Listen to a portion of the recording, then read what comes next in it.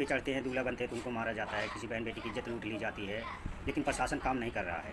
आज लगभग 10-12 साल से यही हो रहा है कि कहीं भी ऐसा कुछ होता है, घटना घटती है तो प्रशासन नहीं सुनता है।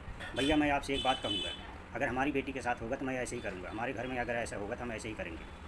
देखो भैया, आपकी बारात जा रही है, घोड़े पे दूल्हे को उतार के मारा जा रहा है, आपकी बहन जा रही है, उसको पकड़ के इज्जत लूट लिया गया, प्रशासन नहीं सुन रहा है। तो प्रशासन आजकल हमारे लिए काम नहीं कर रहा है। जो सत्ता में बैठे हुए तड़ीपार और क्रिमिनल लोग हैं, गोदरा कांड वाले हैं, इनके लिए काम कर रहा है। सत्ता में जो बैठे हुए कानून लोग हैं, इनके लिए काम कर रहा है। और एक बात मैं बता दूं, जो सत्ता पे कब्जा हुआ है, सबसे बड़े दंगाई वही लोग हैं। और रही सही कैसा जो है, कोलेजियम सिस्टम वाले काम कर रहे हैं।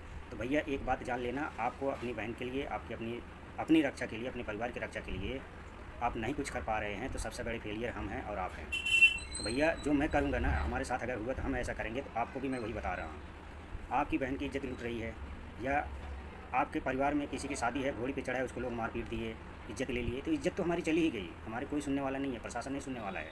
तो जब प्रशासन हमारी ना सुने तो भैया आप मर चुके हो, आपके घर की इज्जत लूट चुकी है। तो किस लिए ज़िंदा हो? ज़िंदा किस लिए हो ये बताओ? मर जाओ ना, क्या फ़ायदा है ऐसे ज़िंदा रहने से? अब मरो तो ऐसे अकेले मरने से कोई फ़ायदा नहीं। बम ले आओ खरीद के, उठा के उस बस्ती में फेंक दो, पूरी की पूरी बस्ती साफ़ हो जाएगी। और 2-4 जगह भी ऐसा हो गया है तो कानून भी हमारा होगा, शासन भी हमारा होगा, लोग भी हमारी बात सुनेंगे। ये जान लेना, जिस भाई के साथ, जिस बहन के साथ ऐसा होता है, बम खरीद के लाओ, फेंक दो उस बस्ती पे, कानून सुनेगा, दौड़ के सुनेगा। आप बम फेंक दोगे, 2-4 जगह ऐसा होगा, आपकी इज्जत तो चली गई है, जान भी चली गई है, जीने को कोई फ़ायदा नहीं है, समझ लेना। तो उसी टाइम फैसला कर लो, हमें मरना है, और जब मरना है पूरी बस्ती साफ़ कर दो जो उसके ज़िम्मेदार हैं। जब तक आप ऐसा नहीं करोगे, आपकी सुनवाई नहीं होने वाली है, ना कोर्ट करेगा ना कचहरी करेगा।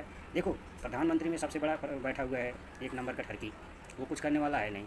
रही सही कसर जो सीएम होते हैं वो करते हैं, वो भी बैठा हुआ है, 54 धारा में उसके खिलाफ केस है, वो भी कुछ करने वाला है नहीं। बाकी जो सबसे ऊपर बैठा है, कोलेजियम वाला है, वो उन्हीं सब की रक्षा कर रहा है, उन्हीं सब की सुन रहा है, हमारी नहीं सुन रहा है। तो जाहिर सी बात है भैया, हमारी सुनने वाला कोई नहीं है। अब हमें उनको ज़बरदस्ती सुनाना पड़ेगा, और सुनाने का सिर्फ यही एक रास्ता है, और कोई रास्ता नहीं। मारो तो 2-4-10 150 लोगों को लेके मारो, अपनी बहन की, अपने भाई की, अपने घर वालों की इज्जत का बदला लेके मारो। अगर ऐसा करोगे तो एक सरकार, कानून हमारी सुनेगा, नहीं तो नहीं सुनेगा। जय भीम, नमो बुद्धाय।